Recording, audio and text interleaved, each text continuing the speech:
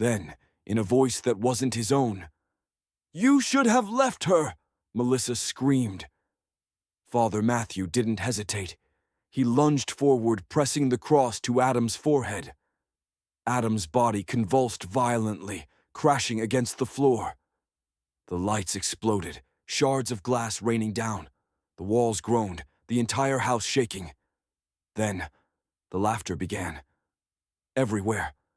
A deep, layered, monstrous sound that came from every corner of the room. It wasn't just Adam. It was the house. Father Matthew grabbed Melissa, yanking her toward the door. "Move!" she sobbed, pulling Lucy close, shielding her as best as she could. Adam's body jerked upright, his head tilted at an unnatural angle. Then, in that same voice, cold, ancient, inhuman, "You think you've won?" Father Matthew gritted his teeth, raising his voice against the horror around him. "I cast you out, in the name of the Father, the Son, and the Holy Spirit." The house shook violently. The shadows clawed at the walls. And then, it stopped. Everything froze. The air grew still. The whispering ceased. Melissa clutched Lucy, her breath ragged, her chest rising and falling in panic. Father Matthew didn't move. He knew better. This wasn't over. Something had stopped the attack. But not because it was defeated. It had stopped because it wanted to. The priest took a slow breath, lowering his cross. The weight of something unseen still clung to the air, pressing against his skin. Whatever had been inside Lucy, it had left her. But it hadn't left this world. It had moved. And deep in his gut, Father Matthew knew it wasn't done. He turned to Melissa, his voice low. "Take Lucy. Go. Never return here." She nodded quickly, gathering her daughter in her arms, rushing toward the front door. This time it opened. A rush of cold night air hit them as they stumbled into the street, gasping for breath. Father Matthew stayed behind for just a moment longer. The house was quiet again. The walls no longer shook. The presence had gone still. But as he turned toward the doorway, preparing to leave, his eyes caught something. A reflection in the shattered glass on the floor. A figure standing behind him. Not Adam, not Lucy. Something else, watching, waiting, smiling. And just before he stepped outside, the house whispered one final time. Software gentle. "See you soon." And the door slammed shut behind him.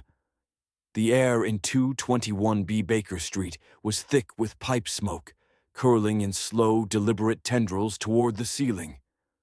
Sherlock Holmes sat in his usual chair, fingers steepled, his piercing eyes staring into the fire.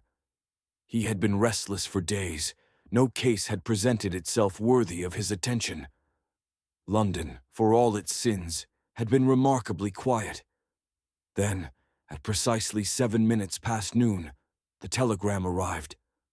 Watson had been the one to fetch it, his boots tapping against the polished floor as he returned from the doorway, the small slip of paper trembling slightly in his grasp. Holmes, without looking up, extended his hand expectantly. "A case?" he murmured, more a statement than a question. Watson hesitated.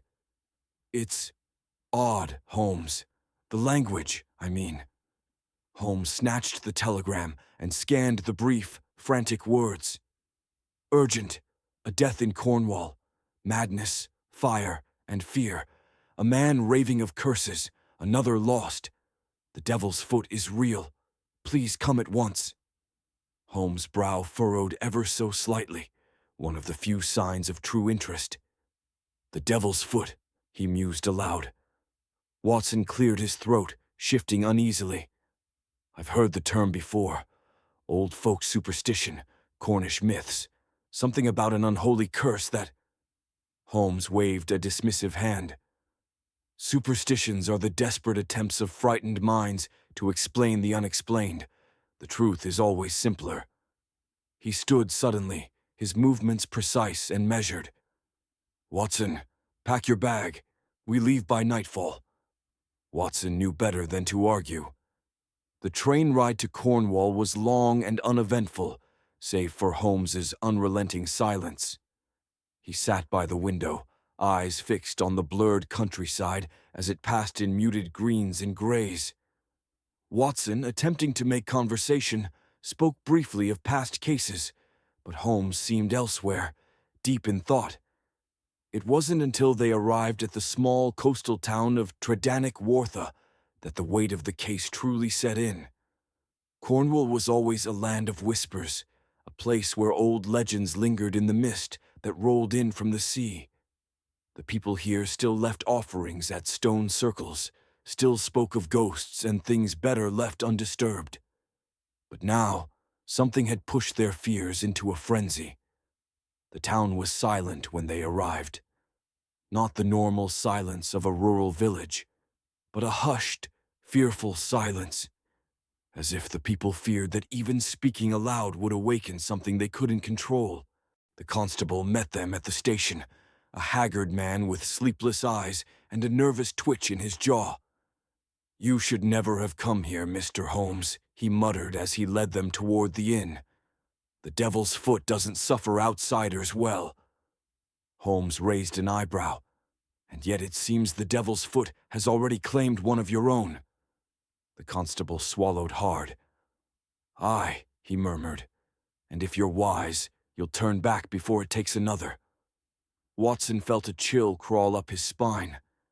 The Cornish air was thick, damp with the scent of salt and earth, but there was something else beneath it, something foul, something acrid. As they walked through the narrow streets, people peeked out from behind lace curtains, watching them, waiting. By the time they reached the cottage of the deceased, the weight of the town's fear had settled over them like a thick fog. The door creaked open before they could knock, revealing a woman in mourning black, pale, haunted eyes flickering between them. "You're too late," she whispered. Holmes studied her. "We are rarely too late, madam." She hesitated, then stepped aside, gesturing them in. "Then see for yourself." They entered. The house was small, sparsely furnished, but it was the air that struck them. It was thick, heavy, as if the very walls had been soaked in something unnatural. Watson felt an immediate tightness in his chest, an unshakable sense of wrongness. The widow led them to a small parlor, where a body lay still and unnatural in death. Holmes moved immediately to the scene, sharp eyes scanning every detail. The deceased, a man in his late 50s, weathered by the sun and sea, lay stiffly on his back, his face frozen in an expression of pure horror. His eyes were wide, bloodshot, unseeing. His mouth was locked in a silent scream. His fingers were curled, as if he had clawed at something unseen before death had taken him. But it was his feet that caught Watson's breath. They were blackened, burned, as if he had walked through fire itself. Holmes reached into his pocket and withdrew a magnifying glass, leaning closer. He examined the burned flesh, then inhaled sharply. "Not fire," he murmured. "Not entirely." He glanced at Watson, his voice low. "This man did not die naturally. He died of fear." Watson swallowed. "But what? What could frighten a man to death?" Holmes exhaled slowly, turning his gaze to the darkened hearth. "A very good question." The widow stepped forward, voice barely above a whisper. "He kept muttering before he died," she said. "Kept saying the same thing, over and over." Holmes turned to her. "What did he say?" The widow hesitated, glancing at the door as if afraid something might be listening. Then, barely louder than a breath, she murmured, "The Devil's Foot has come for me." A gust of wind rattled the shutters. Somewhere in the distance, a low, eerie howl echoed through the night. And for the first time in a long while, Sherlock Holmes did not have an immediate answer. The sea crashed against the cliffs in an unrelenting rhythm, the sound hollow and distant beneath the weight of the mystery that had brought them to this forsaken place.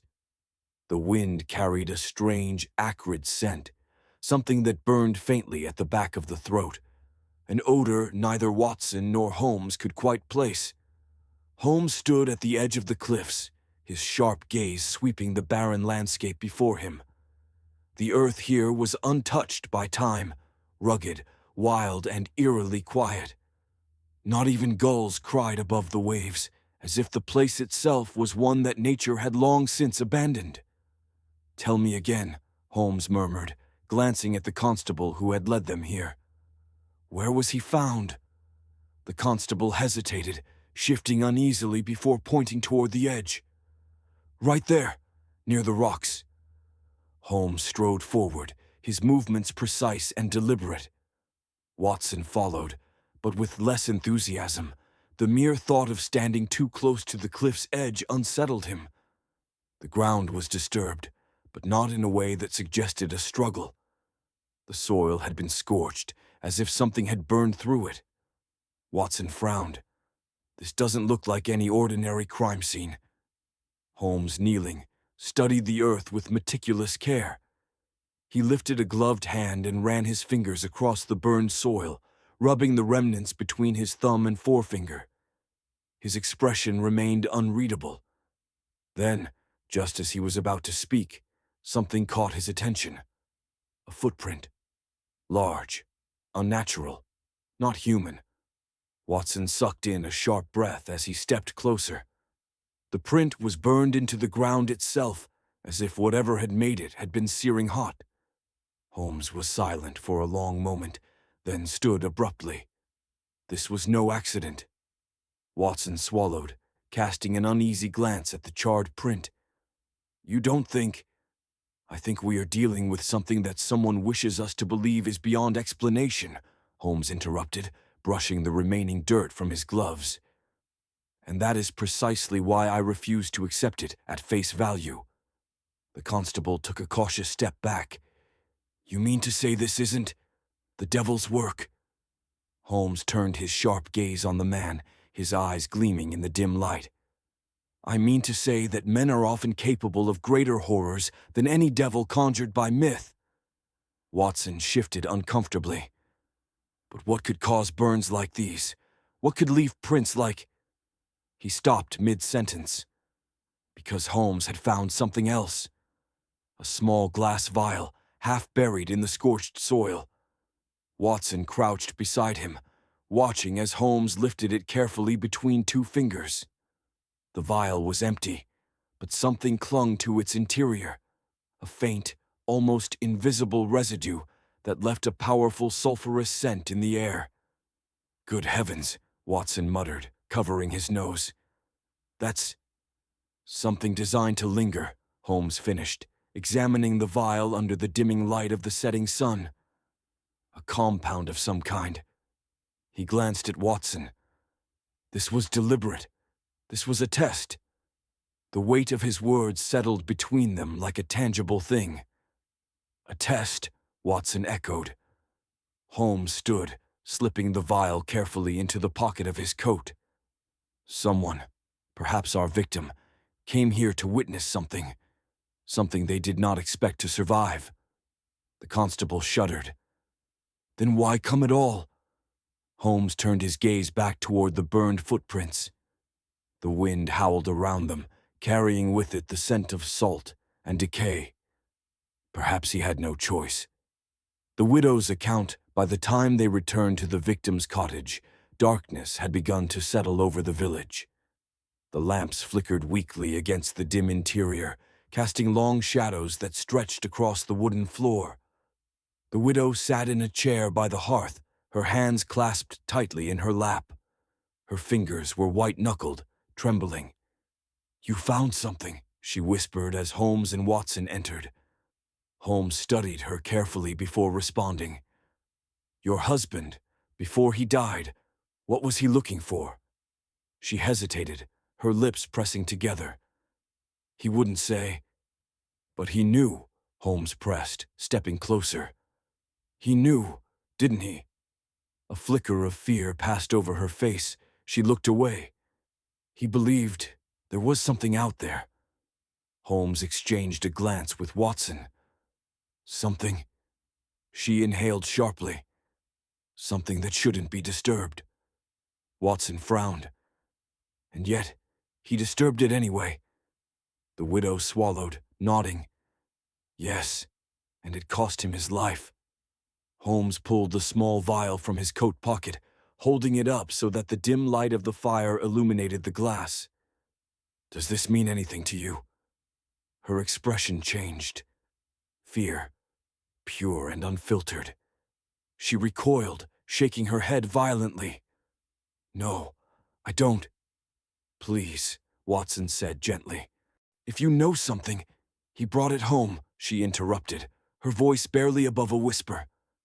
Holmes's expression sharpened. The vial. She nodded, clutching her hands together as though trying to steady herself. He said it came from the Devil's Foot. Watson's stomach twisted at the name. The cliffs, he asked. She shook her head. No. Holmes stepped closer. Then where? The widow's lips trembled. She looked up at them with hollow eyes. The woods. Watson felt his pulse quicken. But there's nothing in the woods. The widow's expression darkened. That's what we've always been told. Holmes's jaw tightened. And yet, your husband found something. The fire crackled in the silence. Then slowly she nodded. Yes, she whispered. And it killed him. The night in Tredannick, Wartha, was unlike any other. It was not the familiar darkness of London, nor the crisp, quiet evenings of the countryside. This night carried something else, a presence, a weight that hung thick in the air, suffocating the senses like a veil of unseen dread. Holmes and Watson stepped out of the widow's cottage, the door shutting behind them with a soft but deliberate finality. The wind had picked up, howling through the twisted branches of the trees beyond the village, and with it came a low, distant hum. It was not the sea, it was not the wind, it was something else. Watson rubbed his arms against the sudden chill. Holmes, did you hear? Holmes raised a gloved hand, silencing him. His keen eyes swept the narrow cobbled streets, scanning the shuttered windows, the lanterns swaying in the wind. The village was watching them. Behind those closed doors, behind those curtains barely parted, the townspeople lingered in the shadows.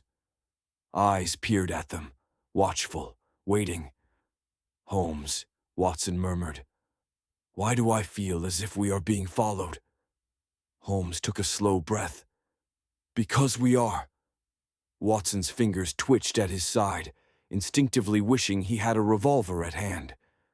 The constable had left them hours ago, refusing to remain in the widow's cottage after sundown. The widow herself had bolted her doors the moment they left. And now, as the two men walked through the heart of the village, there was no mistaking it. They were alone, yet not alone. Holmes turned sharply into a narrow alley, Watson following, their steps echoing against the stone walls. The village's main road stretched ahead, but Holmes' pace did not slow. Instead, he quickened it, veering toward the church at the far end of town. Watson spoke in a hushed voice. Where are we going? Holmes' voice was low. Somewhere people do not want us to be. The churchyard loomed ahead, its iron gates rusted with age, its stone walls dark with moisture. The graves stood in crooked rows, half sunken into the damp earth, forgotten names barely legible beneath layers of moss and decay. Holmes pushed open the gate, the metal creaking in protest. Watson hesitated for a fraction of a second before following. Holmes, if we are looking for answers, why are we here? Holmes did not respond immediately. Instead, he strode toward the farthest corner of the graveyard, where the oldest headstones stood like broken teeth in the soil. His steps were deliberate, purposeful. Then he stopped. At their feet lay a marker unlike the others. It was new. Watson blinked. This can't be more than a year old. Holmes knelt, brushing his fingers over the inscription. Elias Trengrus, taken by the devil's foot. Watson exhaled slowly. Another victim? Holmes's jaw tightened. Perhaps. Then, before Watson could respond, something rustled behind them. Both men turned sharply, eyes scanning the darkened trees at the graveyard's edge. Nothing. Just the wind moving through the branches. Just the long shadows cast by the flickering lamplight of the church. But Watson felt it. A presence. Something unseen watching them. Holmes rose to his feet. "We are not welcome here," he murmured. Watson exhaled sharply. "Yes, I rather gathered that." The secrets of the town. Back at the inn, the air inside was stifling. The moment they entered, conversation ceased. The handful of villagers seated at the wooden tables averted their eyes, whispering among themselves. Watson cast an uneasy glance at Holmes, but his companion seemed unbothered, if not faintly amused. A heavy-set man behind the bar narrowed his gaze at them. "You shouldn't be out so late." Holmes stepped forward, removing his gloves one finger at a time. "And why is that?" The man wiped his hands on his apron, his jaw tightening. "Nothing good happens at night here." Holmes tilted his head slightly. "And yet, something did happen. To Elias Trengrus, to the man who died yesterday, to others before them." The barkeep stiffened. A few men at the nearest table shifted uncomfortably. Holmes smiled, but it was a sharp, knowing thing. "Tell me, gentlemen, how many others have met this fate? How many graves now bear that inscription?" Silence. Then, finally, a voice. "You shouldn't have come here." Holmes turned to see an old man sitting near the fireplace. His skin was weathered, his hands trembling over a glass of untouched ale. His eyes were hollow, distant, staring into something only he could see. Watson stepped forward. "You know something." The man exhaled, his voice barely above a whisper. "I know what happens when men go looking for the devil's foot." Holmes settled into a chair opposite him. "And what is it, exactly, that happens?" The old man's fingers twitched. His eyes flickered toward the door, as if expecting someone, or something, to enter at any moment. "You think it's a story," he murmured. "But it's not. The devil's foot is real." Watson frowned. "A legend, you mean?" "I mean," the man interrupted, his voice suddenly sharp, "that it is real." Holmes leaned forward. "Then you must tell us everything." The old man hesitated. Then, slowly, he began to speak. "The devil's foot," he whispered, "is not just a name. It is a place." Watson felt a chill crawl up his spine. "A place," the man nodded. "Deep in the woods, older than the village itself. It's a cursed place, where the earth burns and the air kills. Those who go there." His breath hitched. "They don't come back the same." Holmes exhaled, his fingers tapping against the table. "And how does a place—" The door slammed open. The villagers jumped. The wind howled into the room, rattling the lanterns. A woman stood in the doorway, her eyes wide, her face pale as death. Her voice trembled. "It's happening again." Holmes was already on his feet. "Where?" she swallowed. "The woods." Watson felt the weight of the air shift. The murmurs of the villagers became frantic, urgent. Holmes met Watson's gaze. "It appears we are going to the devil's foot after all." The air outside was thick with dampness, the scent of salt and earth clinging to every breath. The village lanterns flickered in the wind, casting shadows that stretched unnaturally long across the cobbled streets. But beyond the edge of the village, where the land sloped into the dense, tangled woods, there were no lights, just darkness. Holmes stood at the tree line, his gloved hand resting against the smooth bark of an old gnarled oak. The woman who had burst into the inn stood a few paces behind him, her face still pale, her breaths uneven. Watson, standing beside Holmes, tightened his coat against the sudden chill. "What exactly did you see?" Holmes asked, his voice calm but firm. The woman swallowed hard. I don't know how to describe it. The air, it changed. It felt like something was breathing. And then I saw..." She trailed off, glancing toward the path ahead.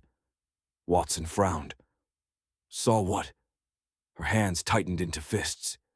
"A light, deep in the woods. Not fire, not lanterns. Something else. Something unnatural."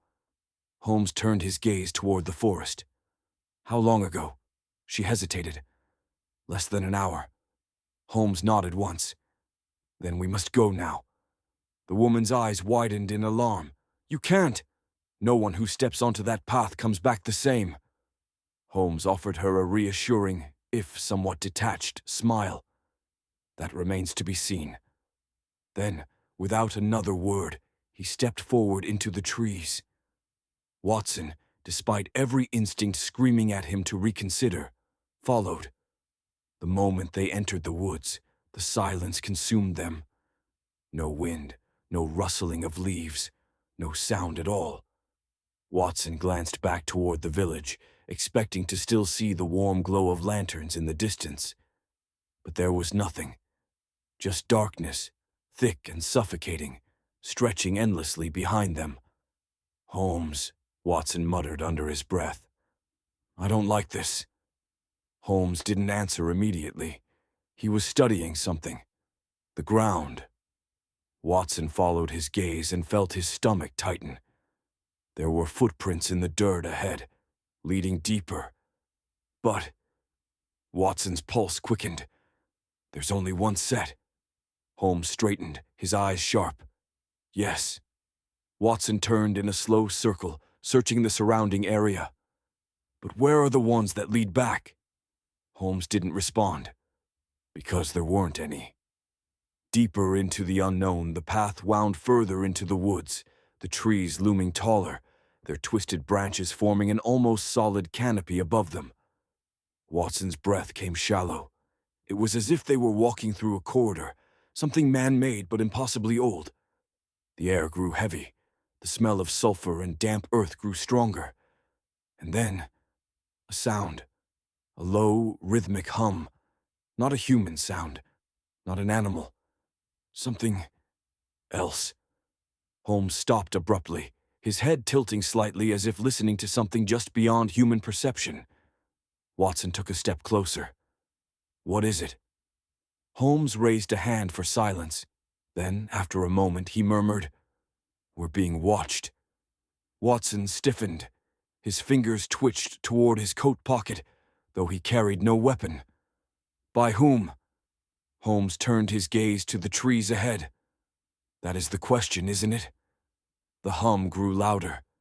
Then, light, a faint, eerie glow up ahead, pulsing with a strange, sickly hue. Watson swallowed hard. "That's..." Holmes moved forward without hesitation. "Come, Watson." Watson exhaled sharply, steeling himself before following. The path ended in a clearing. At its center stood a stone altar, ancient and covered in moss, its surface cracked with time.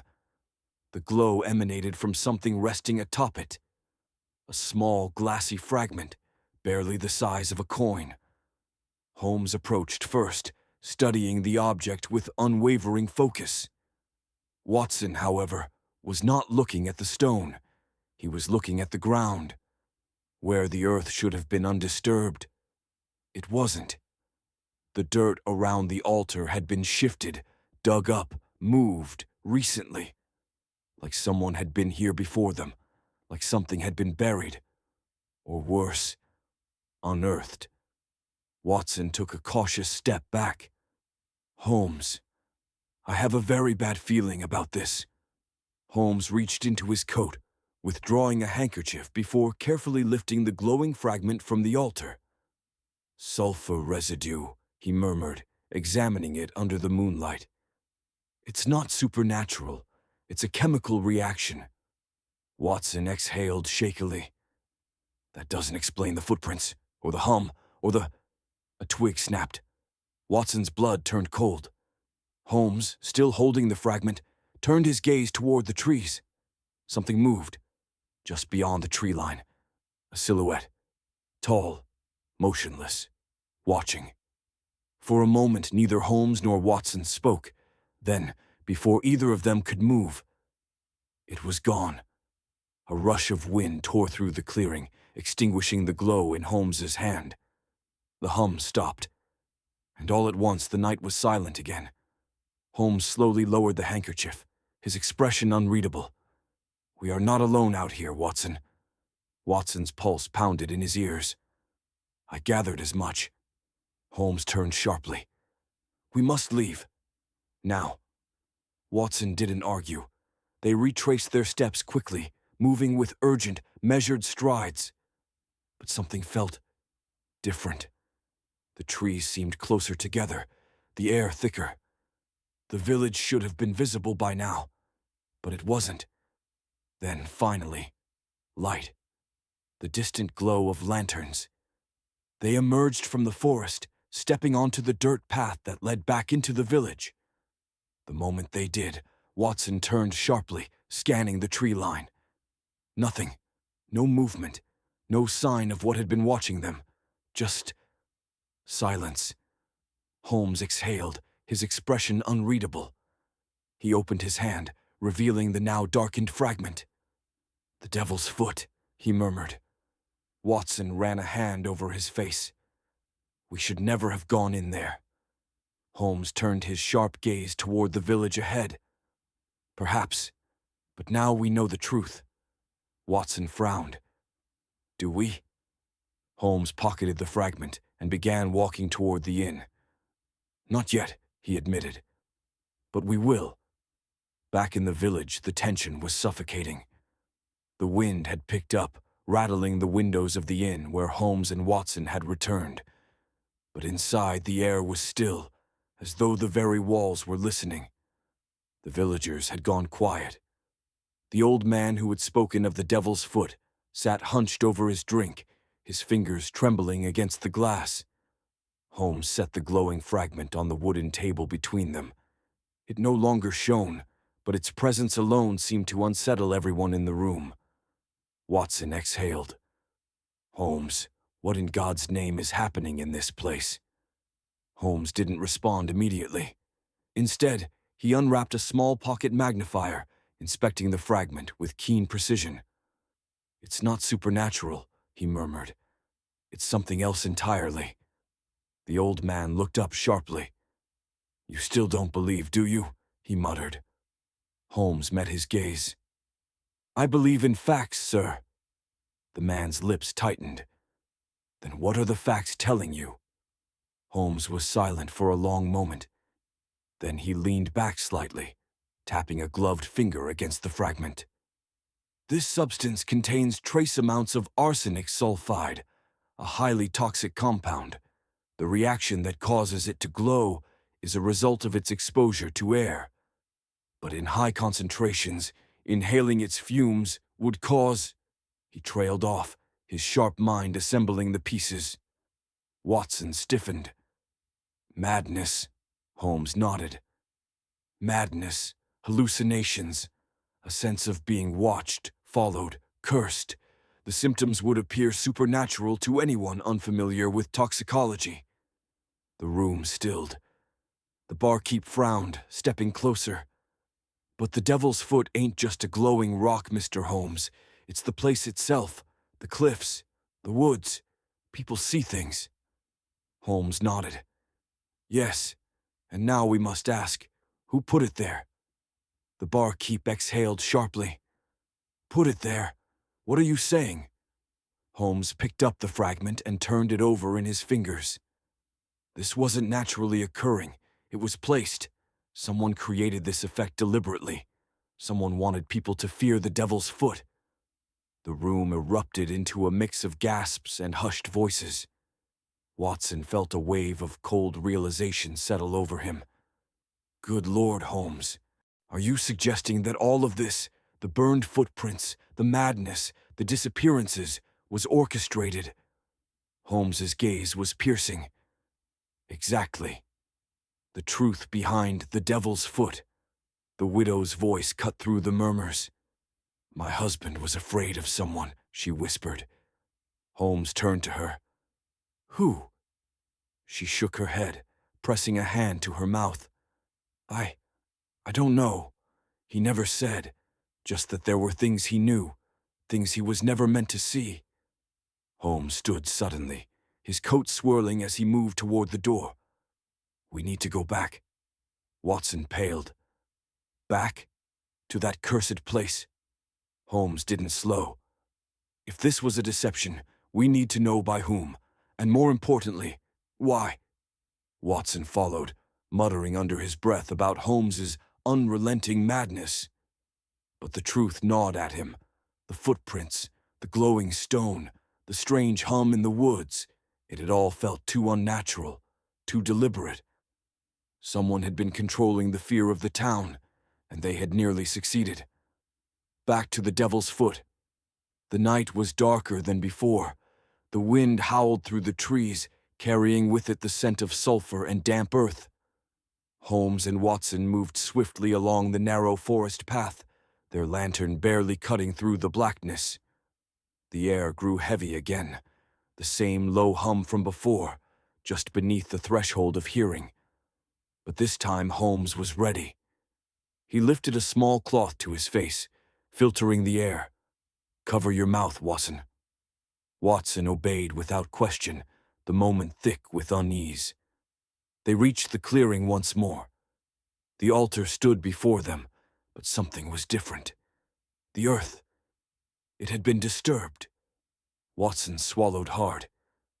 Someone's been here since we left. Holmes stepped forward, his gaze flicking between the altar and the ground around it. Then suddenly, a figure lunged from the darkness, a blur of movement, a sharp glint of steel in the dim light. Watson barely had time to react before Holmes twisted to the side, his cane catching the attacker's wrist. A knife clattered to the ground, and the man stumbled backward, snarling. Holmes stepped into the moonlight, his expression cool, calculating. Ah, he murmured. Now we have our answer. Watson stared in shock. It was the constable. His breath came ragged and desperate, his face drenched in sweat. You should never have come back. Holmes brushed the dust from his sleeve. Yes, well, I have an unfortunate habit of doing precisely what I should not. The constable's gaze flickered toward the altar, his hands clenching into fists. You don't understand. You'll ruin everything. Watson's pulse thundered. Ruin what? The man's expression twisted. They needed to be afraid. Holmes' eyes narrowed. Who? The constable hesitated. Then, in a low, almost broken whisper, the whole town. Watson inhaled sharply. You orchestrated this? The constable's breathing was uneven. I only did what had to be done. Without fear, they forget. Holmes's gaze was sharp. Forget what? The constable swallowed hard, his hands shaking. The past, the things that happened here, the men that went too far, the ones that paid for it. This land is cursed, Mr. Holmes, but not by demons. Holmes stepped closer. By men. The constable shuddered. Yes. Holmes sighed. And the glowing fragment? The footprints, the sulfuric fumes. The constable exhaled heavily. Old knowledge, old chemicals. There are things we weren't meant to tamper with, but they did. And when people started asking questions, I had to make sure they never asked again. A terrible silence filled the clearing. Watson felt a chill settle into his bones. The Devil's Foot wasn't a ghost story. It wasn't a supernatural curse. It was a lie. A carefully crafted deception. Holmes straightened, brushing the last of the dust from his coat. Well, he murmured, I do believe that concludes our investigation. Watson exhaled shakily. Holmes, this is monstrous. Holmes's expression was unreadable. Yes, and all the more terrifying because it is man-made.